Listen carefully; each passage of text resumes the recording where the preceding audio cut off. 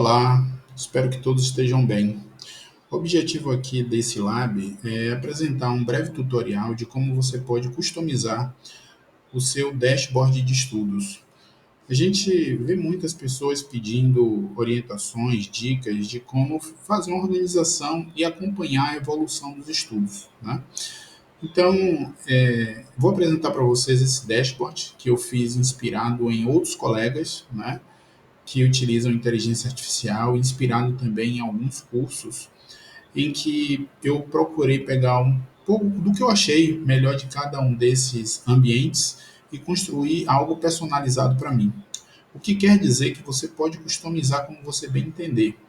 Então, se você deseja, por exemplo, cores mais claras e não essas cores mais escuras, alterar esse verde para outra cor que você desejar, a gente vai estar falando um pouco sobre isso aqui durante esse tutorial e como você pode utilizar isso para potencializar seus estudos. Então, temos aqui essa tela do dashboard, onde você pode criar filtros e selecionar as métricas que você quer visualizar a partir de um período que você quer indicar e aplicar o filtro. Você pode exportar o conteúdo a partir desse período do filtro que você selecionar. Aqui nós temos um cronômetro, né? Onde você quer começar a estudar determinada disciplina, você põe para marcar o cronômetro. Enquanto você está estudando, né, seja no computador, seja em outra guia, seja no livro, ele está marcando o tempo. Eu quero pausar, né, quero atender um telefone, fazer alguma coisa, depois você pode retornar ou resetar para começar do zero. O tempo que você está marcando aqui, quando você clica em registro de estudo, você aparece essa tela onde você pode escolher a disciplina que você estudou. Hipoteticamente, eu estava estudando direito civil. Eu quero marcar qual tipo de estudo que você fez. Foi doutrina, jurisprudência, lei seca ou foi algum simulado de prova? Todos esses itens daqui que eu estou mostrando, você pode parametrizar isso, fazendo a edição diretamente no código que eu vou disponibilizar de forma gratuita.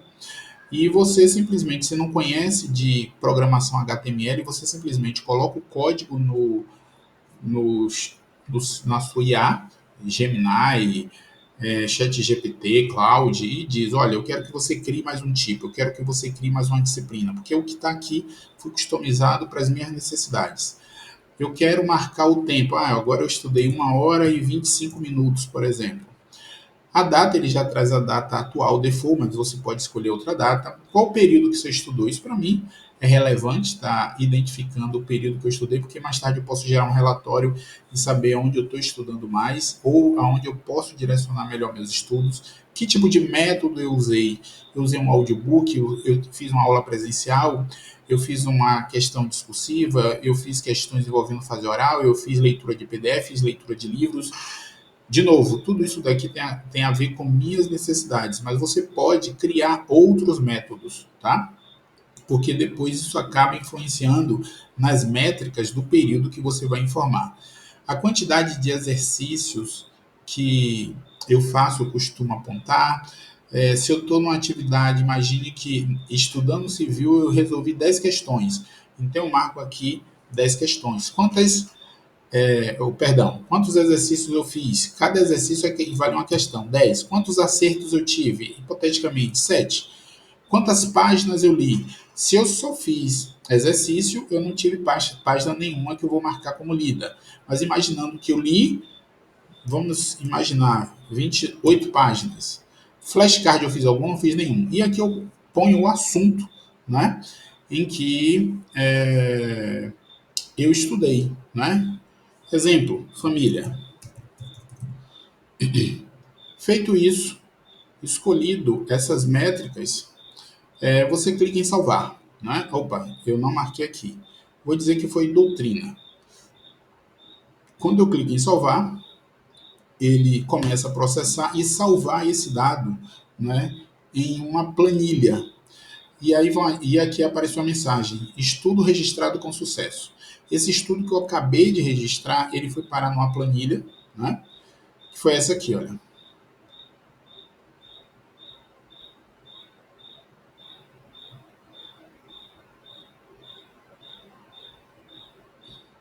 Olha só, direito civil, doutrina, o tempo que eu dediquei, 1 hora e 25 minutos, PDF, 10 questões, acertei 7 e 28 questões, assunto família. Percebe? Então, tudo que eu cadastro, eu vou salvar. E por que é importante esse registro numa planilha ou banco de dados? Eu optei por planilha porque ela é mais que suficiente, porque eu estou falando dentro de uma realidade de alguém que está estudando. Você não vai necessitar de um banco de dados, porque a quantidade de registro dia deve variar de a no máximo 6, 8 registros por dia. Então, isso é mais que suficiente para que a gente possa ter esses registros numa planilha. Se a pessoa tiver múltiplos registros, centenas de registros por dia, aí eu ia dizer, é necessário fazer esse registro num banco de dados, mas em nosso caso não seria necessário. Aqui aparece os últimos 5 registros. Paulo, eu não quero ver os 5, eu quero ver os 3 últimos. Você pode editar no código. E aqui aparece o ponto de parada. Imagine que eu tivesse nessa tela daqui dito que o meu ponto de parada foi a página 28, né, que eu tinha informado que eu li 28 páginas. Ele iria aparecer neste campo aqui, olha. Eu vou colocar aqui 20 página 28. Isso é interessante porque eu vou dar um refresh aqui na página, ele está carregando os dados novamente da planilha. Isso é interessante porque vai permitir que você saiba aonde foi o ponto que você parou seu último estudo, tá? Então, aquele campo, olha só, o ponto de parada foi em Direito Civil, estudando doutrina, página 28. Ou do livro, ou do PDF, que aí você já tem noção e facilmente você volta. A partir do momento que você registra um próximo estudo e deixa esse campo em branco, né, o ponto de parada some e aqui fica vazio. Aqui nesse dashboard eu ainda apresento um resumo da evolução. Essa evolução daqui, ele aparece associado à quantidade de pontos que você dedica por disciplina. Se você paga um cursinho, que eu não vou aqui citar nome de cursos, você pode olhar seu material, seu cronograma e definir lá no código, doutrina, eu vou ter 17 pontos para estudar. Júris, que é de jurisprudência, eu vou ter súmula, eu vou ter julgados de 2025, 2023, 2024, né? STF, STJ, a mesma coisa. Lei seca, eu vou ter ao todo 22 pontos. Ou seja, esse cronograma você pré-definiu ou está utilizando de algum cursinho. Para todas as disciplinas, você tem isso pré-definido. E à medida que você vai fazendo o seu registro, você vai marcando o ponto que você vai evoluindo, percebe? E à medida que você vai marcando isso, observe, aqui, direito administrativo, eu vou marcando e ele vai crescendo aqui em cima, tá vendo? Isso é bacana porque permite que você tenha uma visão geral de como você está. E ele vai misturando e calculando de forma automática a quantidade de pontos envolvendo doutrina, jurisprudência e lei seca, tá? Esse outro percentual que vocês estão vendo aqui é um percentual voltado para índice de acerto, não é? E aqui eu fiz questão de colocar o acumulado. Isso daqui vai variar de pessoa para pessoa, mas no ponto em que eu me encontro hoje, o acumulado de todos os exercícios que eu já fiz de direito administrativo, desde aquele momento que eu estava muito ruim, né, acertando menos que 40%, está aqui, nesse global. Aí, à medida que você vai evoluindo, né, ele vai acompanhando e evoluindo de forma gradativa também, tá certo? Isso também vai acompanhando. Aqui eu criei N ciclos que vocês podem criar. Imaginando, eu chamei aqui de Clube da Magistratura, Reta Final TJ São Paulo e Clube da Magistratura 2023.2. Isso você pode chamar de Ministério Público, Defensoria, Carreira Policial, etc. Também você pode editar isso no código, que eu vou mostrar como você fazer isso, tá certo? Agora nós vamos entrar em um dos pontos mais importantes, né, do nosso laboratório, que é explicar para vocês como fazer uma conexão dessa página, né, desse dashboard, em uma planilha para que os dados fiquem armazenados. Se você pede para que a inteligência artificial ela gere para você esse conteúdo, que é o que aconteceu comigo, gerar um dashboard em HTML, ele vai gerar para você e não vai te explicar, por exemplo, que ele gerou de forma automática para você armazenar isso em local storage, tá? E o que é o local storage? É o cache do seu navegador. É problemático quando você cria algo, né, e ele grava tudo em local storage. Primeiro, se você fizer uma troca de navegador, reinstalar o seu navegador, fazer uma limpeza de cache, você vai perder simplesmente tudo o que você vinha cadastrando. E eu acho que ninguém quer isso, né? Para não passar por esses problemas, eu desenvolvi, usando a inteligência artificial, uma API, tá? Que ela consegue gravar tudo diretamente em uma planilha. Então, nesse meu caso aqui, eu já estou na linha 1308, ou seja, eu tenho 1307 registros, porque o cabeçalho a gente não conta como registro. Eu tenho 1308 registros. Isso daqui é o acumulado de aproximadamente 2 anos, tá, de estudos. É possível que eu tivesse mais, mas como eu desenvolvi esse produto há poucos meses, alguns registros eu não consegui importar de uma plataforma paga que eu usava. Depois que eu criei esse ambiente próprio que fica armazenado no meu computador e na nuvem, eu pude simplesmente me dar o luxo de desconectar e parar de pagar, né, o que eu pagava antes, porque esse produto passa a ser seu. Meu pet resolveu fazer barulho, eu peço desculpas a vocês. Então, o que é que nós temos aqui? A API que eu vou ensinar vocês a fazerem, o que é uma API? É um conector, é uma espécie de link que vai permitir você integrar essa página, não é? Ela visualiza os dados da sua planilha através de um link, tá? Então eu vou ensinar agora, passo a passo, como você criar isso. Eu já vou passar para vocês a API pronta, você só vai ter trabalho de gerar o conector, tá certo? Antes de entrar na API propriamente dita, eu preciso apresentar para vocês esse ambiente. E aí alguns devem estar olhando e dizendo, meu Deus, lá vem Paulo querendo complicar minha vida.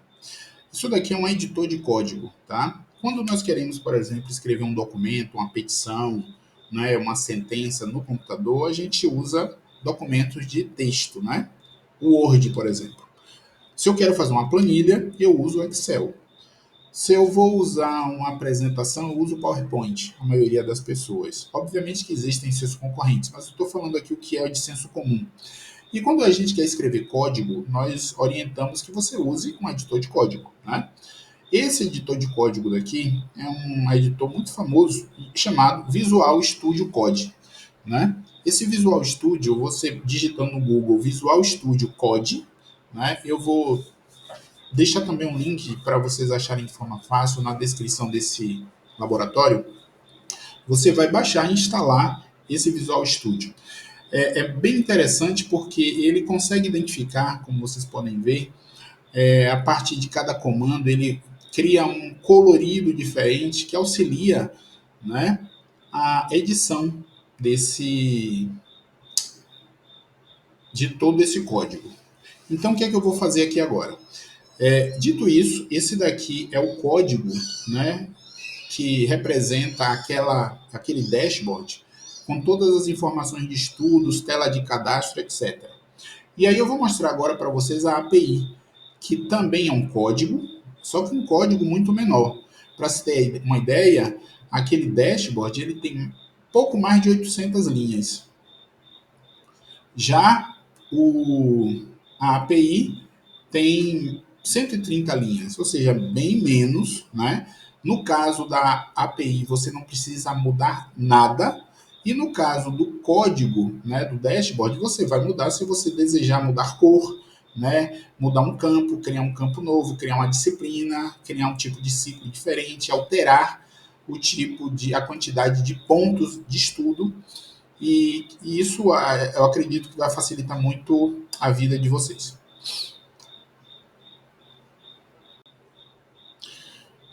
Eu vou disponibilizar para vocês, através de um link que eu vou deixar na descrição, 3 arquivos.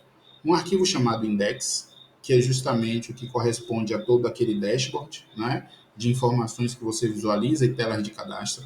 Eu vou disponibilizar a planilha de estudos, né, que você vai guardar no seu Google Drive.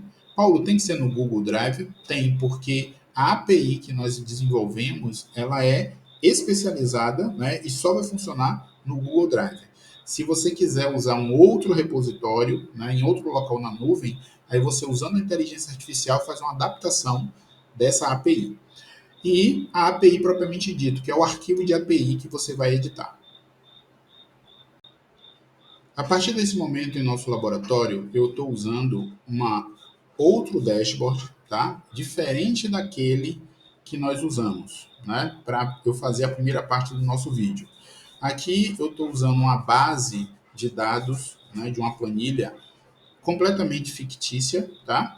E com muito menos dado, que é o dado que eu vou passar para vocês, que vocês depois vão poder editar à vontade. Aqui é o arquivo que você vai fazer. A princípio, você não vai precisar fazer qualquer alteração. Só que a partir de agora, eu vou ensinar como você vai fazer para vincular, né, essa API à sua conta dentro do Google, para que você possa armazenar esses dados e não ter o risco de perder. Você lembra que eu informei que eu ia deixar disponível para você uma planilha? Quando você tiver com o seu Google Drive aberto, você vai clicar na planilha e arrastar, né, até o seu Google Drive. A planilha, ela vai ser carregada, continuar download, upload. E a planilha vai aparecer aqui, ó, estudos. Só que ela aparece com a extensão XLSX, que é a extensão do Microsoft Excel. Quando você está nesse formato de planilha, ele não permite que você tenha acesso a todos os recursos, a exemplo API dentro do Google. O que é que você vai fazer? Você vai abrir essa planilha como planilha Google e uma vez aberta, observe, ela está como XLSX, que é uma planilha Excel. Você vai clicar em arquivo, salvar como planilha Google. Pronto. Quando você faz isso, vou fechar outra planilha que ela não serve mais para gente. Apareceu aqui um menu, né, chamado extensões. Esse menu para criar a API que nos interessa. Você vai agora em app script. Quando você clica em app script, às vezes aparece mensagem de erro. Se isso acontecer, você fecha a mensagem de erro e faz o procedimento anterior novamente. Aparece uma tela onde tem escrito código.gs. Você vai apagar esse conteúdo aqui, tá? E aí eu vou congelar a tela aqui e vou mostrar para vocês o código API que também eu vou deixar disponível. Lembra-se que eu falei que eu ia mandar o código API? Olha só, o API é esse código aqui de 130 linhas. Você vai selecionar todas as 130 linhas, editar, copiar, ou Ctrl C, e aí eu vou voltar para a tela da API. Estou agora no código, na área de código da API, copio e colo, ou melhor, colo aquele código que eu tinha copiado, né? E vou agora clicar em implantar, né? Vou clicar em nova implantação. E esse momento é muito importante, porque é aqui que você vai gerar, não é, um link para colocar no seu código HTML. Aqui você não precisa colocar nome de descrição nenhuma, mas se quiser você põe. Aqui você mantém o seu usuário, né, que é onde você guardou o seu arquivo, a sua base de dados, que é a planilha. E aqui você define como qualquer pessoa. E por que isso é importante? Imagine que você não quer ficar preso, não é apenas a um tipo de navegador. Hoje você abriu o seu dashboard de estudo no Chrome, amanhã você quer abrir no Edge, quer abrir no Safari, enfim. Você quer, imagine, você baixa para o seu celular aquele HTML, index HTML, você pode simplesmente fazer o controle dos seus estudos a partir do celular. Então, qualquer pessoa. Quando você clica em implantar,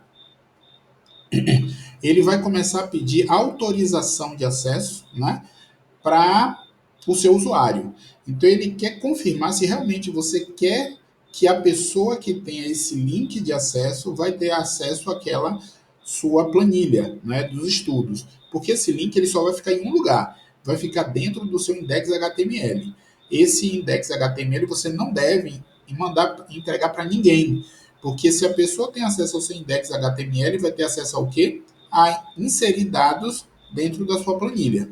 Então, eu vou passar para vocês o HTML sem o meu código, porque se eu passo o meu código, vocês acabam inserindo dados ou excluindo dados do da minha planilha de controle de estudos, percebe? Então, você vai autorizar o acesso. Se aqui aparecer mensagem de erro, você fecha a tela e clica em autorizar de novo. Vou selecionar o usuário. Ele pergunta, tem certeza que você quer dar esse tipo de acesso? Clique em Advanced, ir para o projeto sem título. E aí ele pergunta de novo, é para dar esse acesso? Desce até a parte de baixo e autoriza. Alô?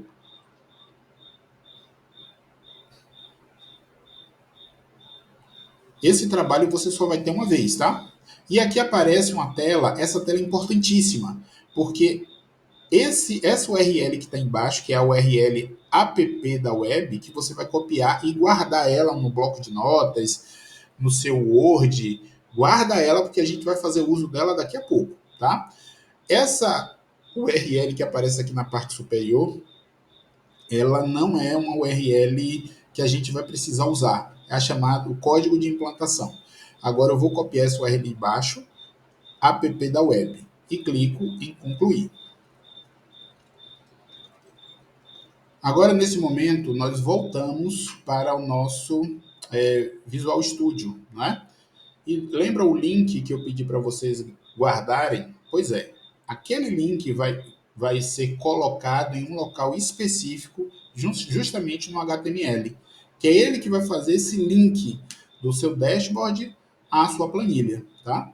Então, para facilitar o seu trabalho, o que foi que eu fiz? Eu coloquei ele em uma linha onde eu escrevi cole aqui. Então, você vai clicar em editar, localizar, cole, vai procurar a palavra cole ou a palavra API, ó, já apareceu aqui, ó. Cole aqui, link API, tá vendo? Observe que ele tá entre aspas simples. É fundamental você manter essas aspas simples, porque senão não vai funcionar a sua API. Você vai colar, Ctrl V, e o link que eu gerei, não é? Eu estou mascarando, não é? Você não está tendo acesso no vídeo porque eu editei o link por inteiro, para que, como esse link vai ficar público no YouTube, outras pessoas não façam uso desse link de forma inadvertida. Mas é isso que você vai fazer. Feito isso, você vai salvar a sua página HTML e pronto, né? Se você seguiu todos os passos, você vai conseguir, a partir de agora, usar de forma integral o dashboard. Vamos agora aprender como fazer customizações no código de forma manual, tá? Sem precisar usar a intervenção da inteligência artificial. Imagine que você não está fazendo estudo para magistratura, mas para carreira policial, ou defensoria pública, ou ministério público. Então, você, ao abrir o código, né, ao rolar um pouco a página, você já percebe aqui o padrão de cores que está sendo utilizado. Então, esse padrão de cores, por uma questão de padronização, o HTML usa números em hexadecimal, né? E esse editor de códigos, ele permite que você escolha a cor que você quer definir, tá? Você não precisa saber o código em hexadecimal, você pode simplesmente chegar aqui e escolher a cor. Outra coisa interessante que você pode fazer alteração aqui, as disciplinas, né? O nome das disciplinas, então, direito administrativo, direito civil. Então, você pode trazer aqui as disciplinas que você deseja que apareça no momento do cadastro. Aqui é muito importante, né? Essa parte dos ciclos. Porque no ciclo, por padrão, eu defini ciclo 2025.2, TJ São Paulo, que você pode dar o nome que você quiser. E aqui, onde está aqui em verde, olha só, ele está dizendo para você, identificando para você do que se trata, né? Está escrito em português e não em código. Mas como é que você vai definir as disciplinas de cada ciclo, tá? Você vai pôr o nome da disciplina com aspas simples, tá? Você vai identificar para cada um, né, dentro do grupo, a quantidade de pontos a ser estudados. Então, o que foi que eu fiz? Para a doutrina de a direito administrativo, eu defini 12 pontos. Ou seja, vai existir 12 pontos a serem estudados. Para jurisprudência, 4 pontos para cada, STJ, STF. E aí, mentalmente, eu estabeleci o seguinte: um ponto para ler todas as súmulas daquela disciplina, um outro ponto para ler todos os julgados do ano de 2025 daquela disciplina, todos os julgados de 2024 e 2023, voltando até três anos para trás, tá? Aqui sobre lei seca, 22, 2 pontos. Paulo, você pegou esses pontos aonde? É que eu faço um curso e esse curso que eu faço ele já pré-define esse cronograma, tá? Mas se você está estudando por conta própria ou se você usa qualquer outro curso, é só consultar o material que aí você vai estabelecer essa quantidade de pontos por disciplina. Então aqui eu estabeleci para o ciclo 1, né? O segundo ciclo, que eu chamei de TJ, mas você pode chamar do que você quiser. E o terceiro, eu chamei Clube 2023, é onde eu tenho um legado, uma base histórica bem grande. Né? Essas são as principais mudanças que você pode fazer. Aqui tem muito código, a ideia aqui não é ensinar ninguém HTML. Qualquer dúvida que você tiver, pergunta a IA, pede para a IA fazer e ela altera para você, tá bom? E agora, finalizando o nosso laboratório, algumas pessoas devem estar dizendo: meu Deus, já me arrependi de ter aceito esse convite do sacerdote aqui para fazer esse dashboard.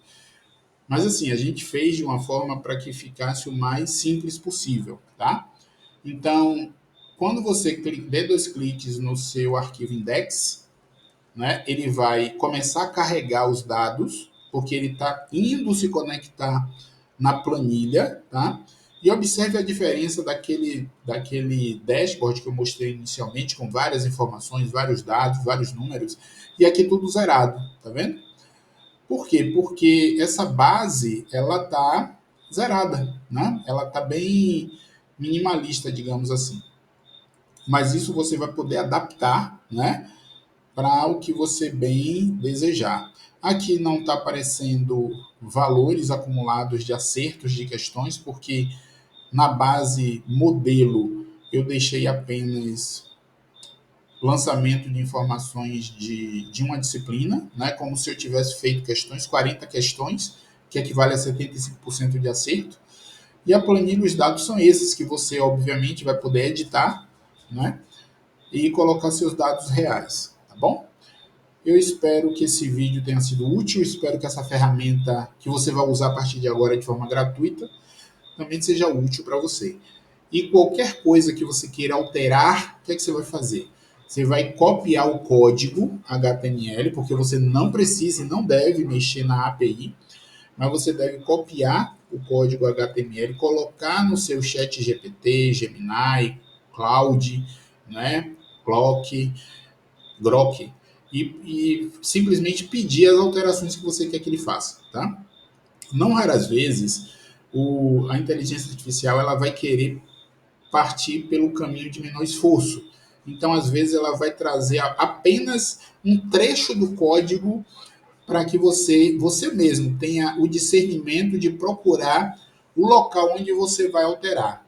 Eu sugiro que você peça, se você não tiver conhecimento em HTML, diga assim: eu quero que você faça alteração num código integralmente, né? Você tem que passar esse comando para ele. Ele vai levar mais tempo codificando, porque a gente está falando de pouco mais de 800 linhas, mas a coisa tende a lhe dar menos trabalho, tá bom? Principalmente para quem não tem experiência ou conhecimento de HTML.